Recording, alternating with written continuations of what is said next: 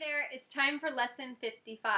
We'll be doing 21, 22, 23, 24, and 25. All right, number 1/21. I am determined to see things differently. What I see now are but signs of disease, disaster, and death. This cannot be what God created for His beloved Son. The very fact that I see such things is proof that I do not understand God.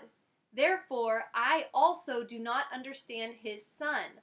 What I see tells me that I do not know who I am. I am determined to see the witnesses to the truth in me rather than those which show me an illusion of myself. All right, so your true self, the truest self of you, the essence of you, the self that is void of fear, void of unforgiveness, void of worry and anger and judgment, that self that is nothing but pure love, pure joy, pure peace, pure happiness, that self within you, that is the one who does not see disease, disaster, and death. And so if you're seeing these things, if you're seeing the problems of the world and focusing on all this negativity, you have not connected with your true self yet.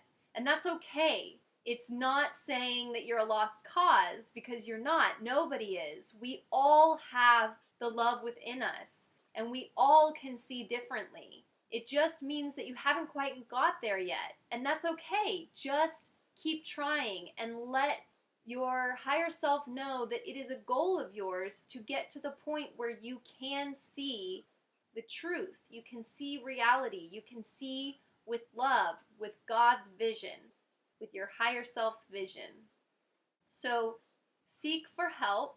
I can't tell you how many times, because I can't keep track, that I've been in a lesson and I'm doing the meditation and I know that I have doubt and I can feel it, and I'll just say it. I'll just put it out there. Higher self, please help me with the doubt that I have. Please help me with this fear that I'm feeling. Please help me to see this differently.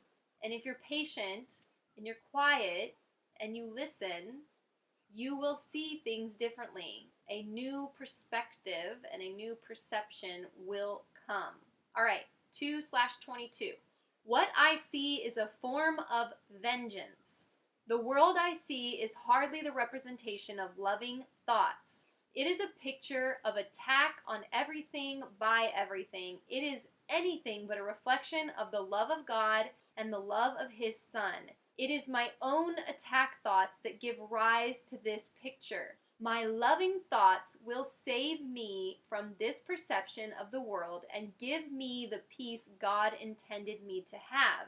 So, if you're saying, I don't know what they're talking about, I don't see disaster, disease, and death, I don't see issues in the world, I'm not seeing vengeance. Great, that means you are healing, or you are already healed and your mind is already getting to a point where you are thinking with love and peace and joy. So if you still have that fear, that's just showing you that there's more work to do, and it's okay. Okay? It's okay. Take it little by little. Be patient and loving with yourself, because if you can't be patient and loving with yourself, how are you ever going to learn to be patient and loving? You have to start with you. So your loving thoughts will save you. Your loving thoughts about yourself. So there was a lesson we were doing, and it was one where we had to remember the thought multiple times throughout the day. And I was kind of down on myself because I wasn't remembering to do it. And in fact, the course had said, like I think very next lesson, to not be hard on yourself if you forget, but instead to celebrate the times that you remember. And so I remember trying really hard to give myself praise for every lesson that I was being consistent with, and every time that I did manage to do the meditation, even on a Saturday morning when I wanted to sleep in. It's funny because once I stopped being hard on myself about that, the meditation became easier, and now it's been so long since I've skipped one or missed a day, and it's just becoming part of my habit, which it will be for you too if it's not already. Okay, number 3/23. I can escape from this world by giving up attack thoughts.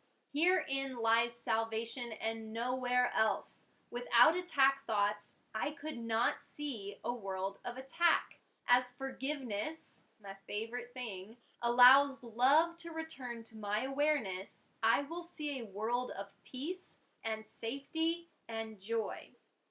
And it is this I choose to see in place of what I look on now. So again, if you already see peace, safety, and joy, great.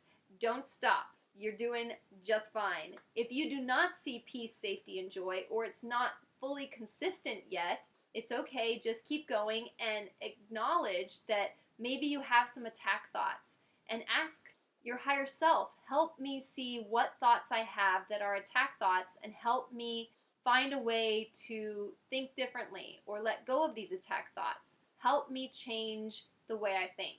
Okay, number 4/24.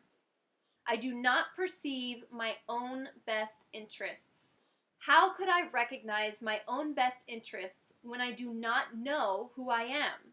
What I think are my best interests would merely bind me closer to the world of illusions, i.e. the worlds of disease, disaster, and death.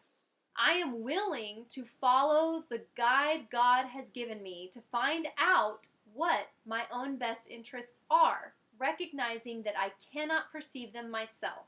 So if you are still in a state of fear, there's no way you can figure out what your own best interests are, because maybe the best thing for you is actually the thing you're most afraid of. And that fear can come from worrying about what other people think. I'll tell you, I did not want to put these videos out there because I was worried about what people were going to say and what they were going to think about me. And the more I do it, the more confidence I have, the more courage I have, and the more I realize that that was an insane thought. And even if somebody does think something crazy about me, I don't know, it doesn't bother me. That's their thought.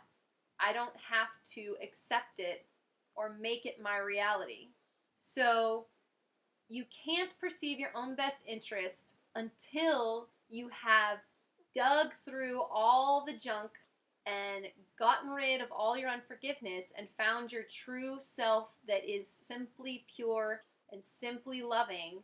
That self does perceive your best interest because that's your higher self, and you get there through following the course or just simply on your own through getting through unforgiveness and getting through letting go of the past. All right? Okay, last one, 5/25. I do not know what anything is for. To me, the purpose of everything is to prove that my illusions about myself are real. It is for this purpose that I attempt to use everyone and everything. It is for this that I believe the world is for. Therefore, I do not recognize its real purpose. The purpose I have given the world has led to a frightening picture of it. Let me open my mind to the world's real purpose by withdrawing the one I have given it and learning the truth about it. So, there are so many very direct instances of the purpose of everything is to prove that my illusions about myself are real. So it's like basically everything you see that's negative, that's creating a story about you as someone who is not enough or is lacking, that is you trying to prove your illusions are true. And so then when crap happens to you and so breaks up with you or you're cheated on or whatever, it just goes to validate that story you've created about yourself or that you've created about others. Like if you believe that all men are cheaters, then you're going to attract men who are cheaters, and they're going to cheat on you, and then you're going to say, see, all men are cheaters.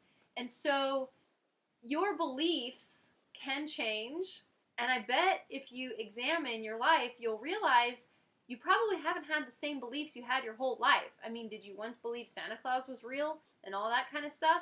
So our beliefs change, and our beliefs are just what we choose to think, and we think about and believe to be true. So beliefs are just what you believe to be true. So I could believe something to be true that's completely different than what you believe to be true, and I say, well, they're my beliefs. I believe them. I have proof. I have seen that this is what happens. But the crazy thing is, cool thing is, when you change your way of thinking and you change that belief and you let go of that insane idea that you had before, and you go, okay, you know what? I'm going to change the way I think. I'm just going to see what happens. And guess what? That new belief is proved to be true as well by the things that are around you. So how do you know what's true? How do you know what's real? The Course teaches us the only thing that is real, the only thing that is true is that which is of God. And what is God again? God is love. So that which is of real love, like pure love, and the purest, truest love, the Course says we can't even really understand in our human form, simply because we just have these barriers like judgment and fear and these little slivers that come up. And so if you want to live the closest thing to the purest life you can, you have to learn to recognize what real love is, how it feels, and follow that. And let your life be filled with nothing but the light of love, or God.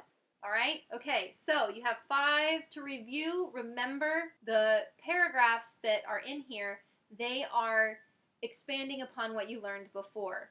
So if you forgot what the practice sessions are supposed to be like, go back and watch the introduction video for this review session again, and that'll explain it. All right? So next time I see you, we'll be reviewing lesson 56. Okay, take care.